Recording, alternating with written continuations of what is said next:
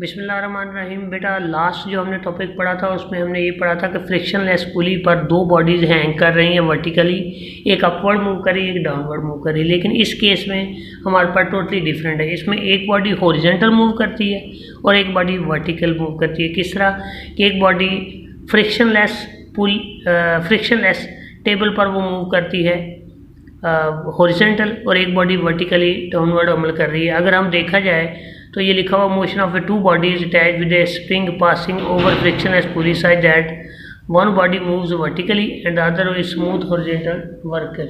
अब हमारे पास आता है, अगर हम ए बॉडी और बी बॉडी, इन दोनों में अगर हम एक बॉडी का नाम m1 रखते हैं और एक को m2 कहते हैं, जैसे लिखा let a has a mass of m1 and body b has a mass of m2 since the body a moves downward the net force acting on it.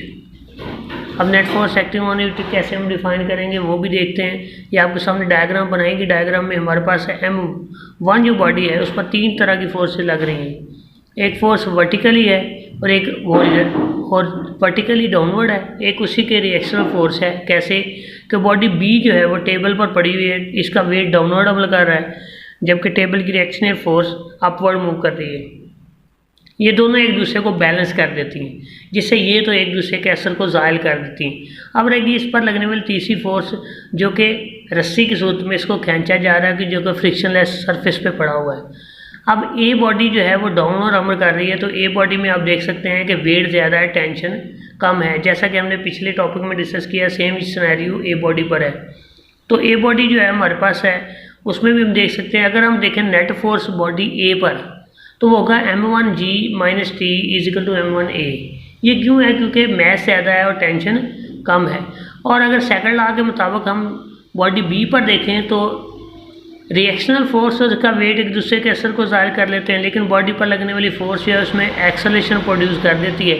इस तरह एक्सेलरेशन जो प्रोड्यूस होगा वो उसमें टेंशन के ही बराबर होगा। तो दूसरी हमारे पास इक्वेशन बनेगी t is equal to m2a। अगर इन दोनों इक्वेशन को फिर कंबाइन करते हैं तो हमारे पास ए की वैल्यू आ जाती है m1g over m1 plus m2। अगर हम डिवाइड करें या इसमें से हम ए की वैल्यू पहले वाली इक्वेशन दूसरे वाली इक्वेशन में पुट भी कर दें या डिवाइड करके निकाल सकते हैं क्रॉस मल्टीप्लिकेशन से, टी की वैल्यू आती है हमारे पास m1 m2g ओवर